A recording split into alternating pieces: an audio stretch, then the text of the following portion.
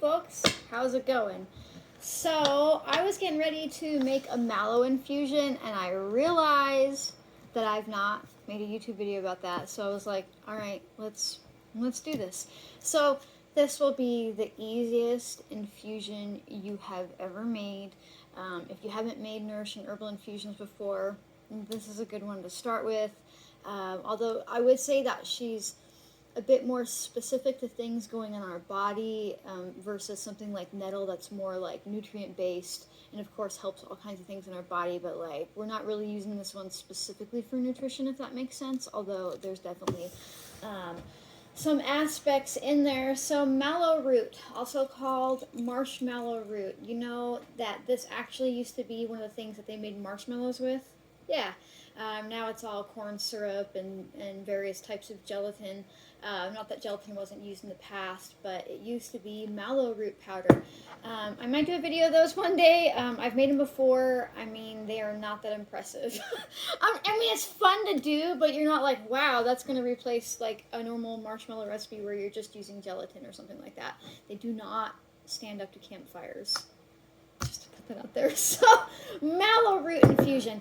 You are going to need some mallow root. You're going to need a jar, some water, and a scale. Now, the scale is an important part. If you are going to start making nourishing herbal infusions, buy yourself one of these cheap-ass scales. Look how old this thing, I bought this thing like 5 years ago, so it's technically outdated, but even then it was only like 10 bucks at Wally World.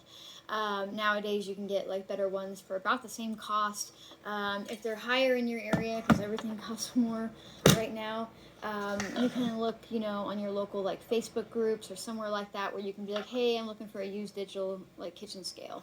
It doesn't have to be able to weigh like down to like the tiny gram amounts, but these are handy to have in your kitchen if you don't have one anyways, because sometimes you come across a recipe that doesn't tell you volume but grams, right? Like how many grams you're going to be adding to your recipe. So you put your jar on your scale, turn it on, and then it'll naturally zero out if you started on it like that.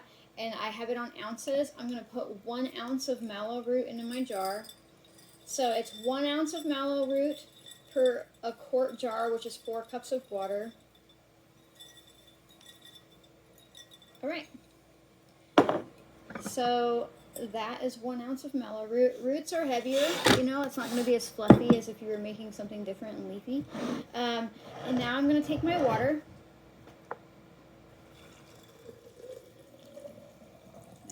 That's it. You don't even have to use boiling water with mallow.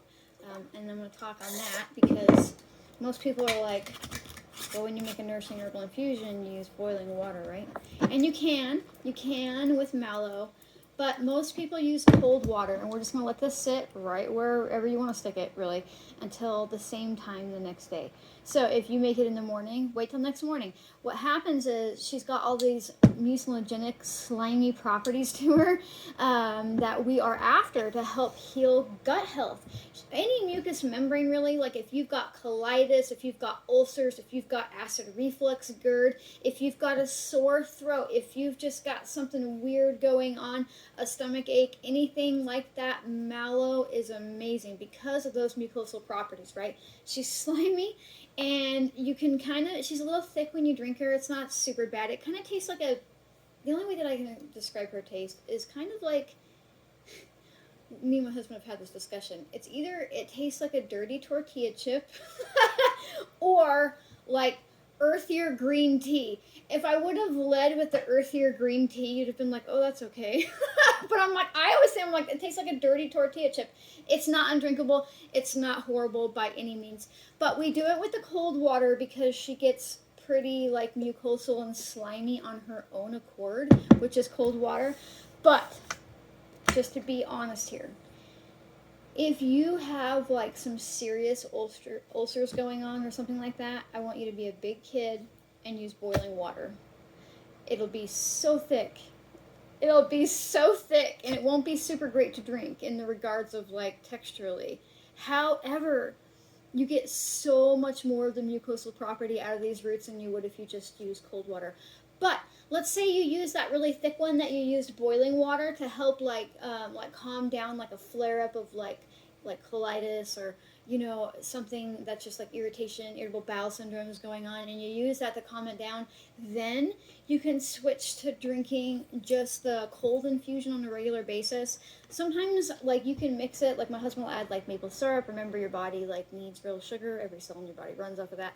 So it just like really helps you repair, and it's something that you can drink on a regular basis. So you can also use her for sore throats, coughs, colds. She even has the capacity to break up mucus. She really thins it out, so she's fantastic for that thing that's been going around for the past couple of years. You don't want to let that mucus lodge anywhere in your chest. That's when you really get complications, and so she's fantastic for that. Now, speaking of what's been going around, and I can't actually, so like, be super cool and coded with me. There's this substance that's in plants that starts with the letter Q that people are looking for like crazy, especially in the beginning, because they thought that the Q might help them with the C word, the new C word that we're not allowed to say in videos that's going around. And so they're looking at things like wormwood and elderberry leaf and all these other plants that are actually really toxic to ingest because they have high levels of the Q word. Fun fact, mallow is loaded with it. Mallow is loaded with it, and she is being overlooked. She's accessible. She's probably growing in your garden. Common mallow takes over like crazy. She's everywhere. She's so easy to find. Of course, you can order this online right now pretty easily, but you can probably go dig some up out of your yard too if you felt so inclined. But she's really high in this Q word. Some of you might not know what I'm talking about on the video. Probably check the comment section. Somebody's probably named it by now.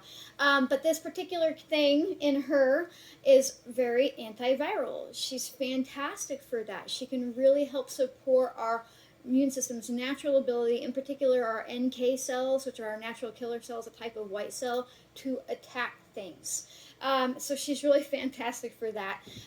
She is also packed with flavonoids, which reduce oxidative stress, which by proxy allows your body to better moderate an inflammatory response, right? So your body actually creates inflammation, but it can get out of control. Inflammation isn't a bad thing. Inflammation is kind of like you put up like a sign for your immune system to come and attack a specific thing, right? But your immune system starts getting going, and then like it can make the inflammation worse. And so sometimes we need to moderate that. And mallow is really, really amazing for that. So yeah, people are like, oh, she's really good for, you know, sore throats and digestive issues, because like in the digestive instance, when you drink her and she goes in there, basically that mucosal membrane, or that mucosal, thank you for letting me be a human, that has so much stuff in her brain that it comes out faster than her mouth can keep up with. So basically, when you drink this, think of it like a Band-Aid. I'm not saying you're drinking a fucking Band-Aid. I mean, you're like, oh, Band-Aid tea. Oh, God. So, if you have inflammation in your gut, your esophagus, anywhere all the way out, from the in to the out, right, you need to cover that inflammation so it has a chance to heal.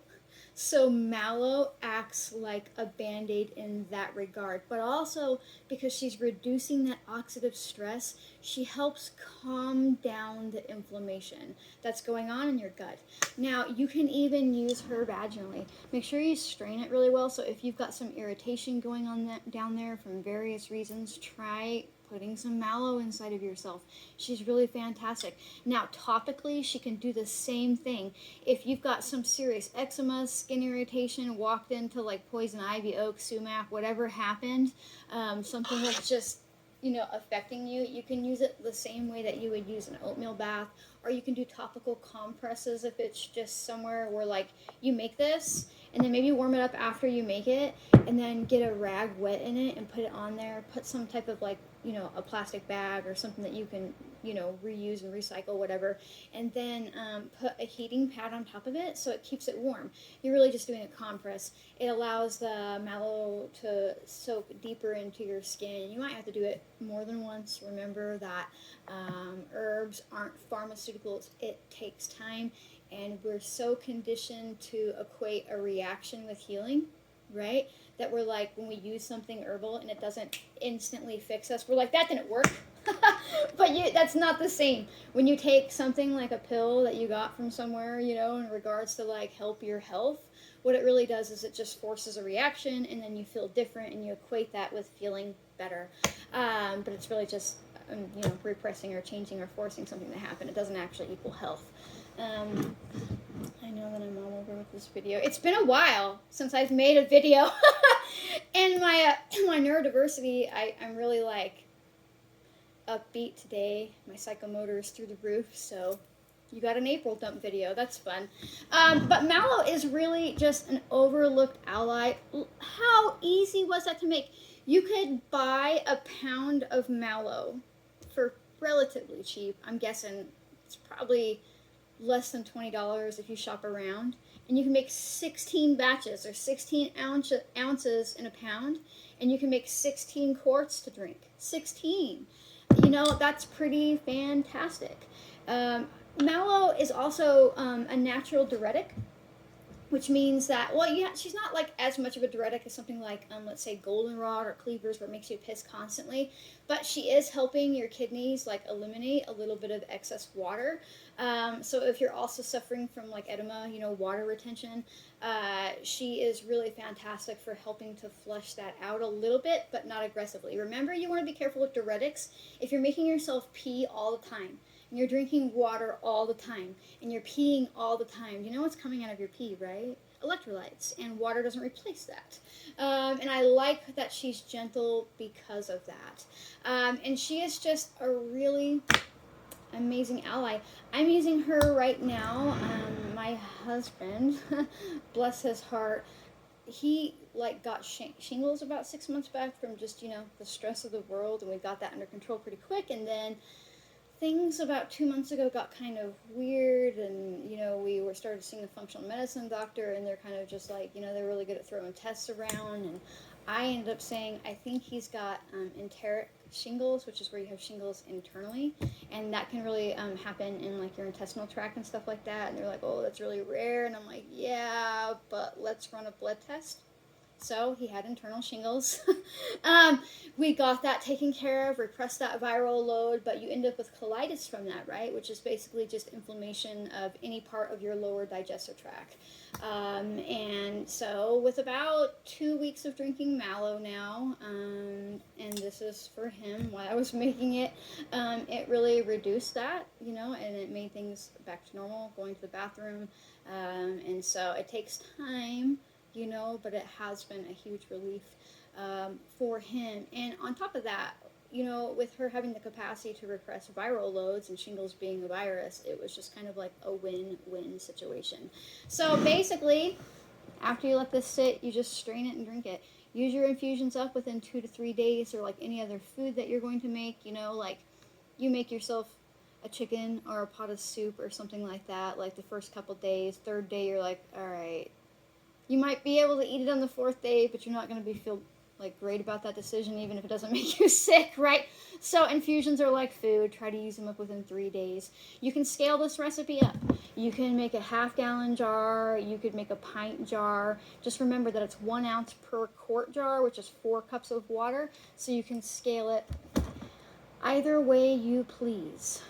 So if you are watching this, the most important thing to know, and I can't believe that I didn't suggest this already, is that I need you to know that you are smart enough to do this. You are so smart enough to do this, and it's just mind-blowing how few people are told this by their fellow herbalists, right? Like, I want you to know that you're smart enough, and I want you to pass on that other people are smart enough too. Yeah, I didn't have to make a almost 15-minute video to tell you how to make a mallow root infusion, but I got going in all different types of directions, so some of you will appreciate that. But you are absolutely smart enough to do this. Just trust yourself. Just get curious. Just try. You don't need to read for thousands of hours or take some course that doesn't certify you in anything in the United States. You are completely capable of putting an ounce of mallow in the jar and putting cold water over top of it, straining it the next day, and drinking it. How hard is that? Mallow is amazing. She wants to be your friend. All right. So if you're watching me on Instagram, come find me on YouTube. If you're watching me on YouTube, come find me on Instagram. I share all kinds of information. I jabber like this often. And generally, I just try to be a real human. I don't edit shit. I use my phone to make these videos. I'm super professional like that. So thanks for watching. I hope you enjoyed, and I'll see you next time. Bye.